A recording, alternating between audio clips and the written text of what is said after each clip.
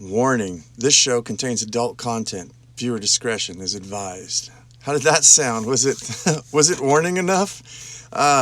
Hello, friends. Welcome to another edition of Upandinit. I'm your host, Adrian Babishoff, and if you're new here, welcome as well. And if you're wondering what this magnificent show is about, it's entirely dedicated to creating an alternative lifestyle design that improves quality of life for both people and for the planet. Exploring alternatives to the daily grind through liberation and independence, moving you from surviving to thriving and living life raw. God, I just love saying my introduction, I guess. But it's goddamn, it's got some, every once in a while I listen to it and it's like, it's got some punch. It's got some meaning. And that's the premise of the show, guys. And today's topic is going to be uselessness. And topics of today include how lazy people are assets, thrift store shopping, free stuff, basically, how to utilize these things that are out there in abundance, the spin farming as a philosophy, not just growing your own food, but utilizing this on platforms such as Facebook and YouTube and many more. The service and industry where people are saying that, you know, some places are just it's too expensive to live, man. The rent's too high. I think we're missing out on something. That's also an asset. It's useful. It's not uselessness. And last one, if we get there, I want to talk about my dream of how I would travel Johnny Appleseed style through the United States or possibly even the world and make that happen, make some usefulness of uselessness. So with that, let's get into the show. Lazy individuals as assets. For a long time, I used to get very angry at people who are basically like no-shows, or they're just lazy, they don't want to do anything. And I always like to, basically, I think all of us like to have peace in our life, right? We like to enjoy things. We don't want to get angry. We don't want to argue. We don't want to fight. But God damn it, is it sometimes annoying when someone says they're going to show up and they don't show up. When you get people who are lazy, they're supposed to do something and they're just dragging their heels. Most people I see are just getting by. They'll do the least amount possible to make some money or make the boss happy, or even children. I think it's, for most people, it's natural for them to, it's in their nature and some people's DNA to not do a good job, to not work really hard and be something. I think they succumb to the path of least resistance. And they'll do just enough to make you happy, and then they're out. And they're missing the whole point of life about hard work, dedication, and making something of yourself, making your dreams come into a reality. It takes a lot of work. Everybody wants to make a lot of money. Everybody wants to be a musician or a basketball star or whatever it is, but they don't want to go through all the work. They're not as I say, in love with the dream, but not the reality. But what is this? What could we learn from all of this? What have I learned? I've learned from a lot of employees that I used to hire who were lazy, and doing this repetitiously over and over again, within a matter of a day to 2 days, I can tell already who wasn't going to make it. And what this does is this shortcuts me into knowing, hey, this guy's not really, you know, for instance, they show up late, you know, they've got these excuses. It's day one. You can be like, oh, maybe it's not a very good impression, but day two, same thing. Maybe day three, they show up on time, and then it just starts going off. And this is somebody you don't want to invest in. This is not an asset. But what you can take from this is that you can apply an asset philosophy and applying your time to somebody who's going to be there for the long term. And those are the type of people who are there first thing in the morning before you even get to your job. They're over there waiting and eager to work. Those are the people I think that could be rewarded. I think for a lot of us who are looking for jobs, I think this is an asset. Having this amount of lazy people who don't care about their earth, they don't care about themselves, really. When you break it down, I think a lot of people are unhealthy, they're unhappy, they're doing a lot of things that they don't fucking want to do, but they're lazy as shit. And what's good about this is not a negative, is that for someone, if you claim that you are a hard worker and you are good at what you're doing and you want to climb up to an area, you want to build yourself up, this gives you every single opportunity. We're looking at this in a different way. People who are no-shows, and whether it's got to be a good management, though. I think a good management team, a good manager, a good business owner who would know this person is an asset to me, watching them do things they're not even supposed to do, sweeping floors and cleaning toilets, and just they're working, man, and they want to prove themselves. So I think the people who are go-getters and get up and go, there's not a lot of us out there. But what does this mean? That means that there's opportunity everywhere. Everywhere. And it means that if you apply yourself enough and you're smart enough to know that when you're being used and ridden, and go apply yourself to somewhere else, that's going to be the key. But I guarantee you stay long enough doing your stuff, as they say, stand for what you believe in, people will swear at you. Stand long enough, people will swear by you. And be smart. Go around, search for opportunities, and make yourself into something. Build your own business if you're an entrepreneur. If you're an employee and you want to climb up, keep working that way. Keep vigilant and keep doing what you're doing for yourself first, because I think that's the biggest lesson, is do a good job so that when you go to bed at night, you stamped your name on whatever you did. Even if you're making somebody else money, you know what your worth is. Money and fame and success and all that shit is nothing. Where it comes from is life is a long haul, man. It's a marathon. It's not a race. It's not a sprint. This whole get rich quick or get healthy quick, there's no such thing as that. I mean, you can win the lottery, of course. You can do so, but for the most part of it, I think, is most people have to take that long game. And it's the long game when, say, you were a ditch digger and then you went through all the trades to where you owned your own business. You now have the experience to train people or to know about your employees because you've done all of them. Somebody who just walks in and never had experience digging a ditch, for instance, they don't know what it's like. They don't know that, for instance, if it's 100 degrees outside and you're bent over and you're working your ass off and you need to stay hydrated, they don't have that full-blown experience. Even if they have a college degree, they're super fucking smart, which they probably are because they're making you dig the ditch. But it's very smart for everybody, I think, to at least dibble-dabble into from the bottom up so you get a perspective of everything that it takes. It's like a machine. Watch the machine, observe the whole thing as a whole unit so you understand all its working parts before you actually get in and drive that thing. So yeah, I think in business as well, for me, is there's a lot of people I'm doing, for instance, right now with my biodegradable container gardening business, is I'm looking for like worm compost and stuff like that, just supplies. And I've got these private entities that do such things as build their worm compost. And I had a guy who's he's out there, man. The guy's psychotic. And a lot of stuff was promised and it didn't come through. But you know what? I wasn't angry at all because I know that I don't want to do business with this guy ever. I'm actually holding this guy in the back pocket for if I absolutely had no other way to get worm castings. I can call him on an emergency situation where it's like, look, I need some. If you got someone, come pick it up. But searching for other people, which I've done, and finding this blessed, wonderful woman named Julie who's just in touch with the earth and just a pleasant human being, and she's got live worms inside of her worm compost and stuff, and she's just so earth conscientious and such a nice person that it led me to her by searching, and I believe we'll be friends probably for life. It's that good. Just even one meeting, I was like, this was perfect. It was awesome. And that's the type of people I like to do business with, for long term, forever, for the rest of my life. So looking things in this positive perspective, you're actually coming ahead. People who are no-shows, people who they're basically snitching on themselves. And this whole thing is a blessing in disguise. Whether it's your boss that doesn't see how good you are, then fuck it, man. Find a place, especially if you're going to spend the rest of your life working for somebody. Find somebody that knows you, that respects you, and that you respect them, and there's a good working relationship. Because I guarantee you, people of their word, it's the only thing you own in this world, really. When you die, all the money, it's all gone. But your word is your word. And I think that you take that with you. It's self-dignity. It's respect. It makes you feel good. And I think that's the bottom line that I can say about this, is that you actually feel inner strength inside you, knowing that you're it, man. And you can make it no matter what.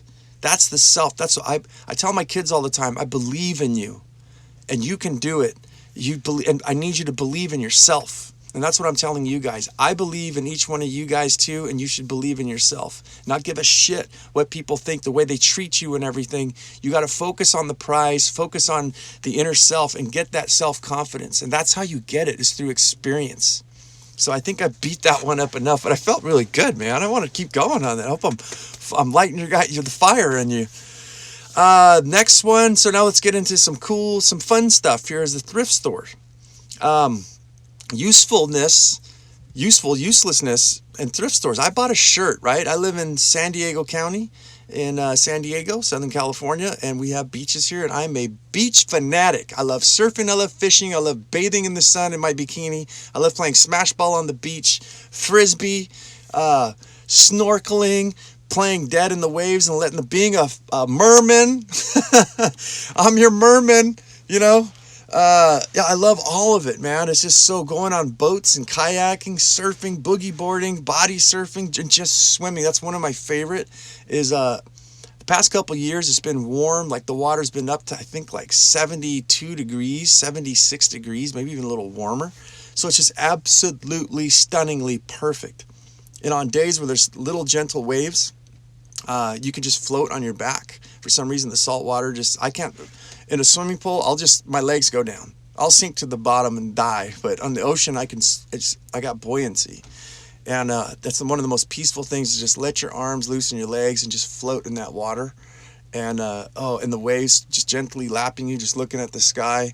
It's like a natural, I'm not religious in any way, but it's like a baptism to me. You get re-energized, man. And it's scientifically proven, the negative ions in the water and the sound is just, if you even go to like a waterfall, there's something about that ocean, I think, that resets your button, and you're just like, you're ready to go. So yeah, the beaches, Jesus, damn, let's go for a rant, don't we? Get to the fucking point. I bought this shirt, and I get sunburned because I spend a lot of time at the beach. So it's a long sleeve shirt. Went down to the thrift store. And somebody, I can't remember, I'm not into that shit, you know, how you look or what name brand stuff, but I think it's called Giorgio or Armani, Armagello, something, I don't know. It's got like this, I bought it because I was like, damn, this thing feels really good. It's like it's thin, it breathes, got a thick, heavy thread count, and it looked nice. It's got these blue and white stripes in it, and it's a button up. I love to just unbutton it because the sun's beating on your back, and it's covering your arms. I also use some thin cotton pajama bottoms. I just put those on. They're lightweight. They're almost like karate pants or something. And it keeps the sun off you. But so somebody mentioned, that's a really nice shirt you got there. You know, it's a Giorgio blah, blah, blah, blah, baloney, you know. And I looked, I said, oh, really? I got it at the thrift store. Like, the thrift store? And they pulled the tag on the back. They're like, dude, this is like $100-something shirt. And what I'm saying here is, like, I guess we're living with around Carlsbad and all these coastal towns. There's a lot of rich people, so they just get rid of clothes and let's give them to the poor. This thing was brand fucking new, and I'm wearing $100-something shirt, not even knowing. And the point of this is, like, how many things that we get over here of just like scrounges, making usefulness of uselessness, somebody else's garbage, which there's like blenders and stuff you could find, bread makers and all kinds of utensils. I get my Dickies pants, right? I think Dickies pants are $40 a piece. I've gotten brand new ones. That's all I wear is Dickies, and I love washing the hell out of them because they get super soft. They feel like silk after about a year, and they're super durable, super comfortable, and get black. That way, when you stain yourself up when you're wiping, your mouth with your food on your knee, it doesn't show as easy. But yeah, I find them for like $6-8, man. I've got this whole technique where you go through the hangers, and you can tell Dickies pants because the belt loop is like at least about an inch and a half thick. So you just go through until you find that belt loop, pull it out, make sure it's your size. And yeah, there's so much good stuff, cheap stuff that's pretty much almost brand spanking new that you can get at the thrift store. And it's just amazing. And so I'm wearing some clothes that rich people wear that for a fraction of the price, if you know what you're looking for, I guess. So it just amazes me of how people look at the aesthetics and not how things work for them. I find it fascinating and hilarious that I have that shirt and that people look, oh wow, he's probably a well-to-do, this guy's got money, wearing the Georgie Abalone shirt over there. Yeah, there's always, especially in this COVID-19, I got to say the date. I've been trying to do that. I don't know why. I think April 15th is today. It's Wednesday. I don't know. I don't know why people are so preoccupied with the way they look, the way they're perceived, in contrast to how things are working for them. I think those days are pretty much over. A lot of people are getting their fucking asses served to them right now. And I think it's a perfect time, man, that it's more about freedom and about respect. I hope that's what happens with this whole COVID-19 thing, is that people start realizing, like, look, man, it's not all about the Benjamins. It is important. I'm not saying I'm not for money. I do like money, and I think money is what makes the world go round, but I don't think that it's necessarily showing off all the dollars. It's what you invest. It's applying yourself to assets and not liabilities. And I think a lot of people got stuck in the liabilities, and they're suffering, and they will continue to suffer, and shit could hit the fucking fan, man. Hard fucking core. Meanwhile, you're wearing a fucking $9 Armani bologna sandwich, on the beach, and laughing about the whole thing. That's what I want for you guys. I want you guys to see the usefulness, that where you can apply yourself on things that are so called and perceived as useless. So yeah, take the ego, man. Throw it away. Free stuff is my next one.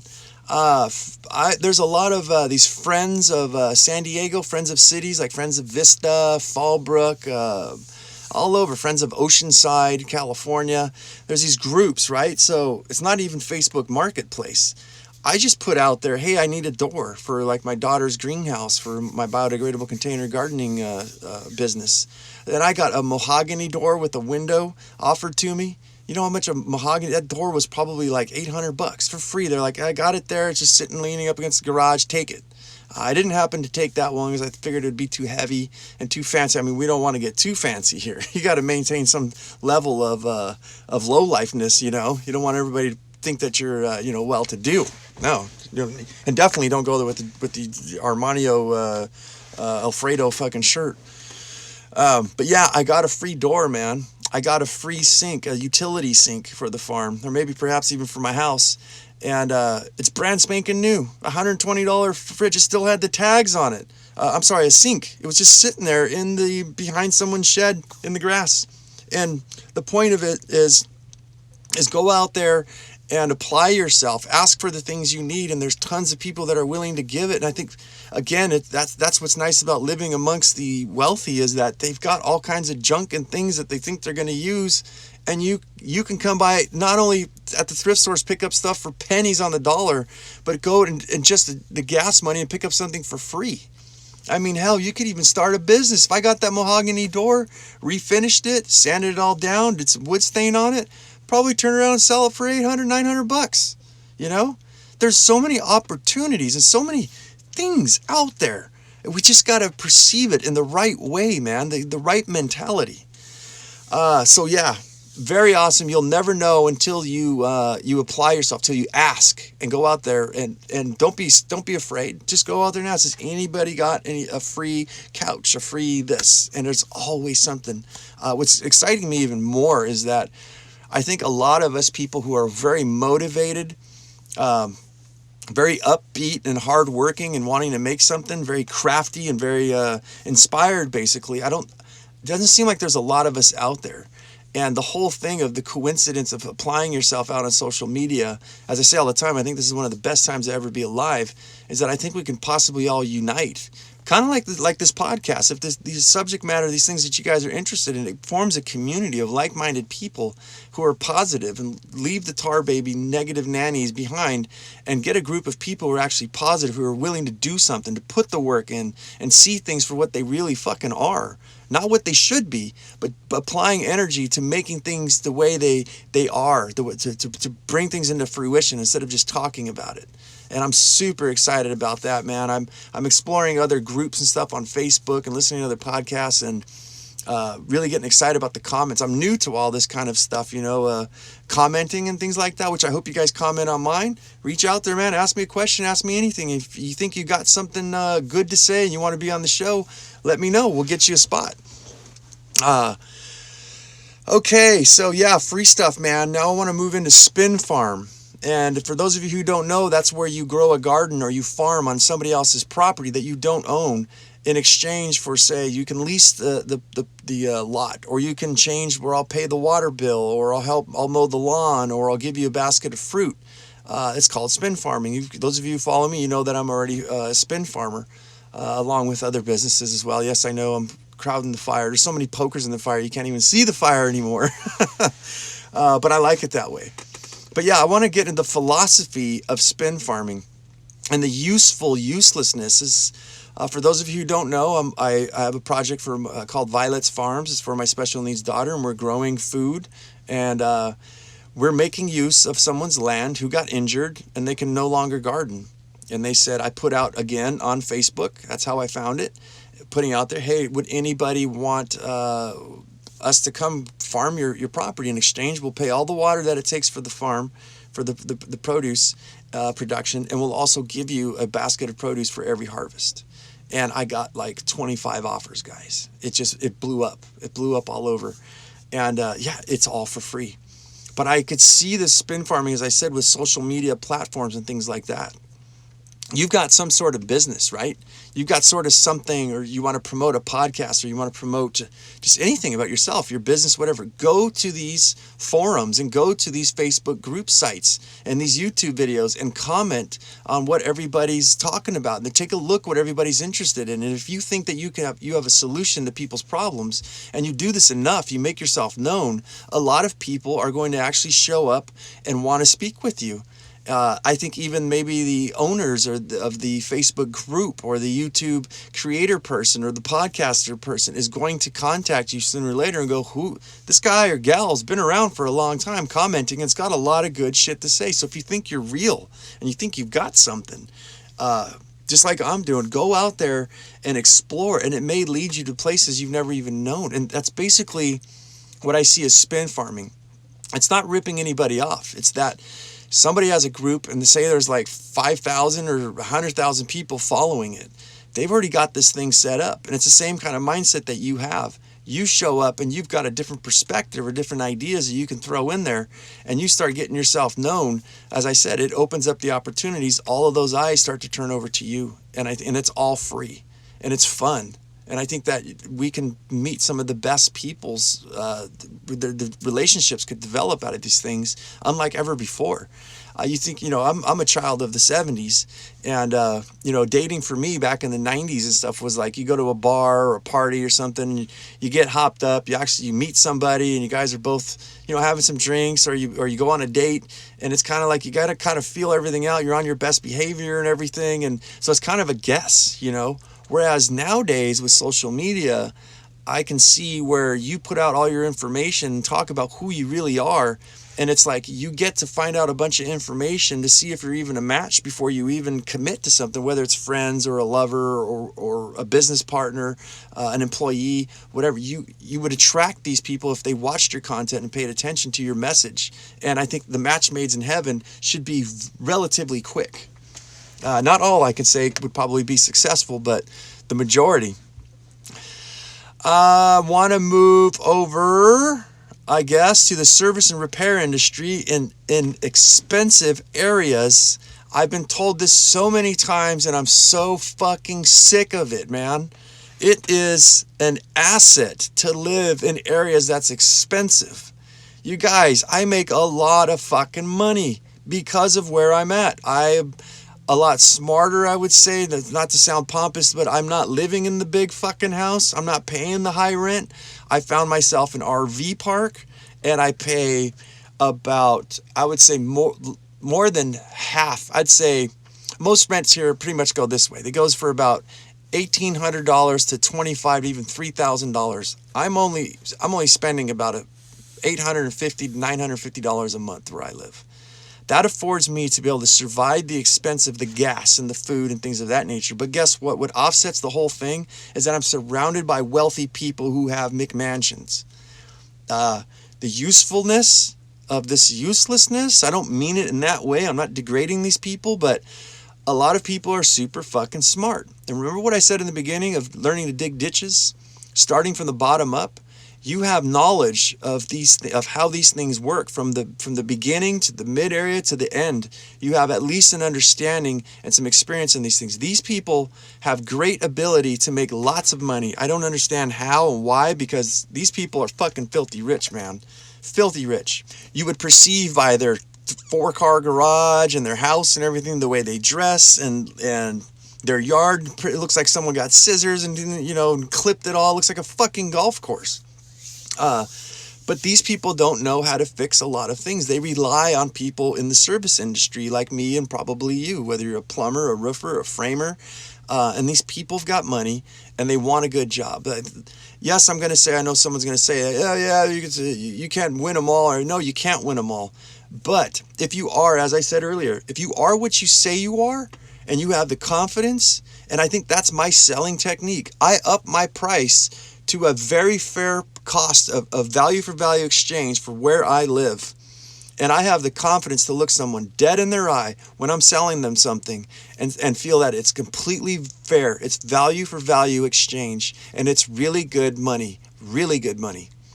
And I look at them, I tell them what I'm going to do, how I'm going to do it, why the thing failed, how I'm going to fix it, and where it's never going to happen again. I'll also videotape the entire thing and I'll paste it on social media for you and give you the power to say how sucky I was or how fantastic I am. Either way, I'm stacking functions because I get to show off that I'm doing a great job, that I'm a problem solver and the reason why somebody else should hire me, and I'm exposing myself for free. It's my own Better Business Bureau method that I don't have to pay into and worry about them jumbling things up. So you got to be smart and you got to be confident and you have to be knowledgeable and you have to know what you're made of. And I think that's probably my success, is that 100% confident. Go in there and fucking kill it, man. Knock it out. And so it's because of these rich people and these high expenses that I can charge the amount of money that I am. And this is what's going to afford me in this whole COVID-19 thing, is that I'm watching the economy and I think it's going to hit. What did they say? Something like 63 million people out of work that are unemployment. I think they said, I don't really watch the news too much, but I said this hasn't been this worse since the Great Depression in the 30s, I think it was. Whenever it was. I'm not a historian and not very good with numbers.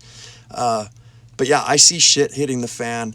And I think because of my alternative lifestyle design, I might move upwards from an RV living in a trailer to a mobile home in a very nice, quiet area in the woods, located here in North San Diego County.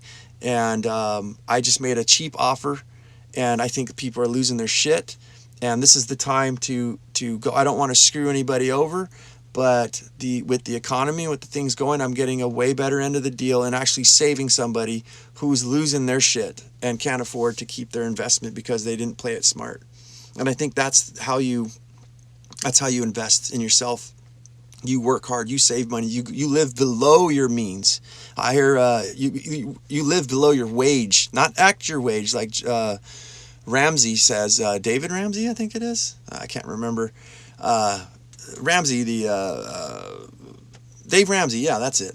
He says, act your wage. I really laughed at that and everything, but then I came with my own philosophy, like live below your wage. Pocket all that money for the time when these recessions and bad times hit, and then you go and invest when prices are low and people are desperate and basically got to bail out. And you go and bail them out and you get yourself a good deal. Watching all these people who are big wigs and doing their shit, I think most of them, I think, will make it, a large portion, but a large portion are losing their asses right now. And it's the service repair industry where we come in and fix people's shit because they don't know how to do it.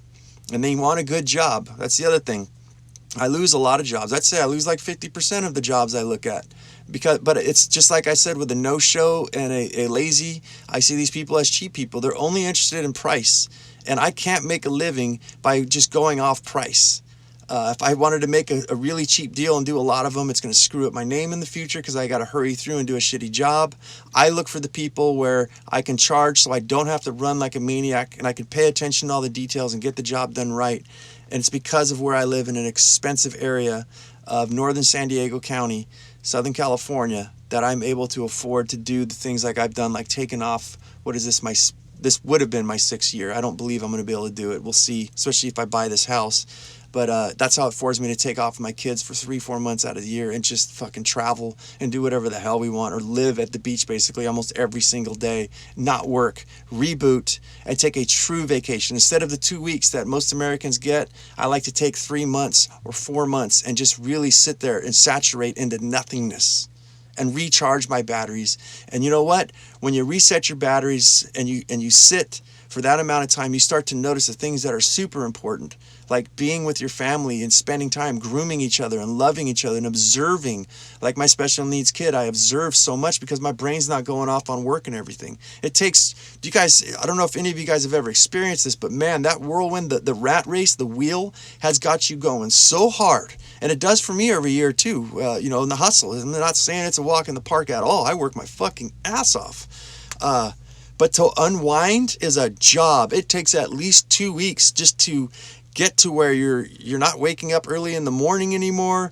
You're being present. You're actually chewing your food, and you start to notice things around you, and you start to notice your kids. It's like you don't know until you've actually been to that other side. When you quit, like I think that's what's good about this coronavirus thing, this whole social distancing and everyone having to stay in their homes, is that I think that should calm a lot of people down. They're going to realize a lot of things in their life, how the air is getting cleaner outside and the rivers are clearing up and the beaches are, everything, nature's coming back because we're not intruding anymore. Hopefully we all see, though, inward into ourselves and see how that's applied, like to our family.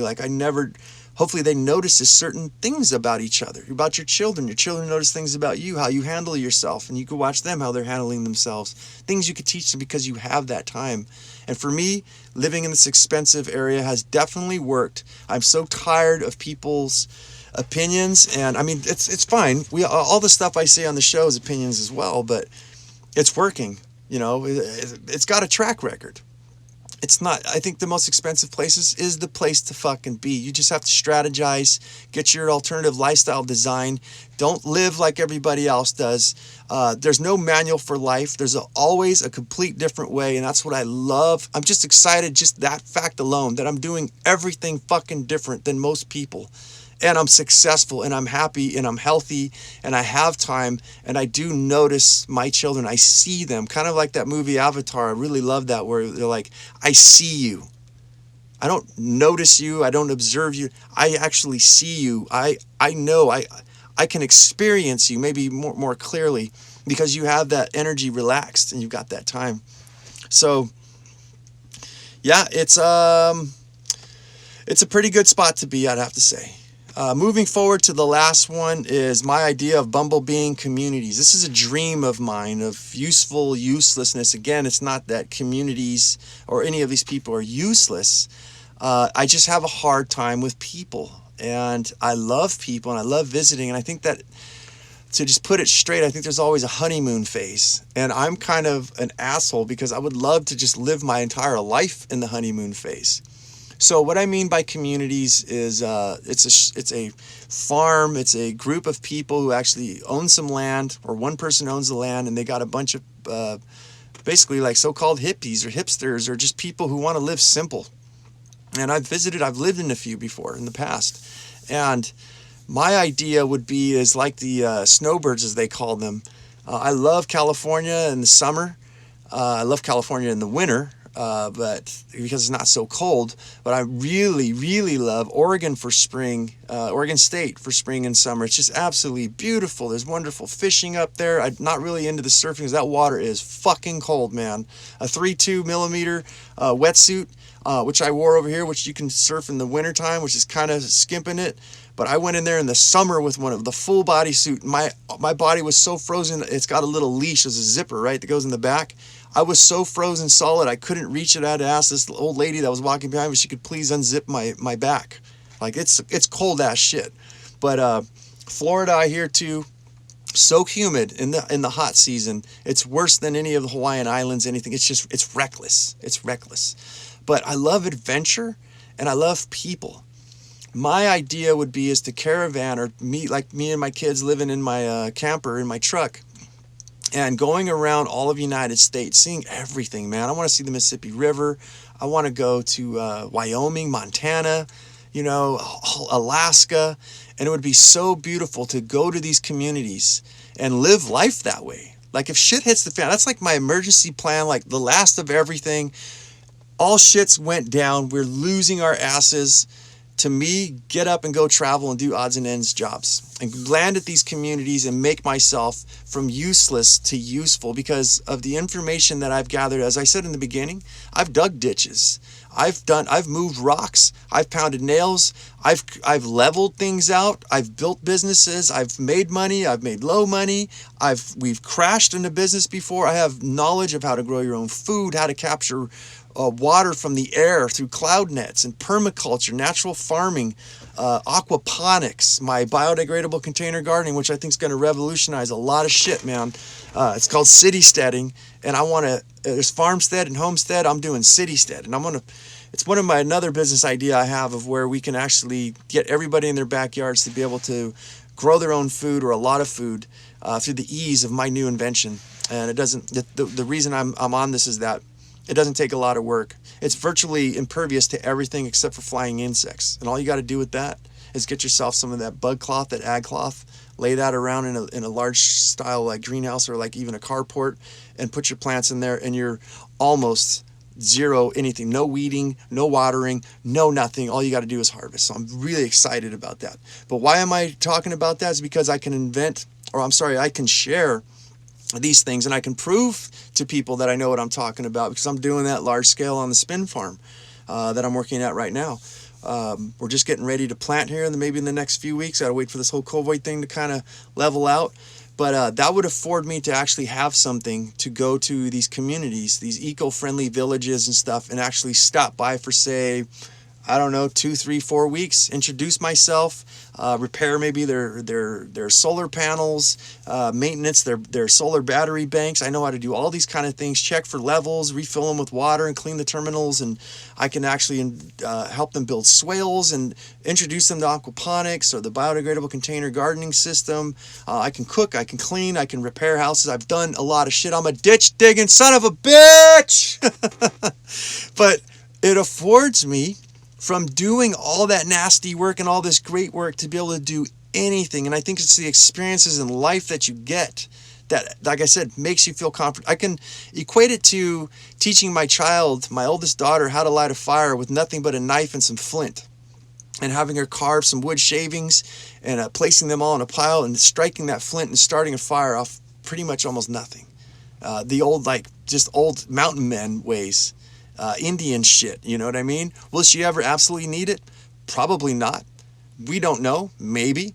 But the point is all of these skills that you learn, you carry with you, and you never forget them. But the strange thing is, I want to drive home to you guys is the confidence level of all. It's just another, badge. It's another loop on your belt. It's a new thing. You just keep gathering and gathering these things, and it's inspiring.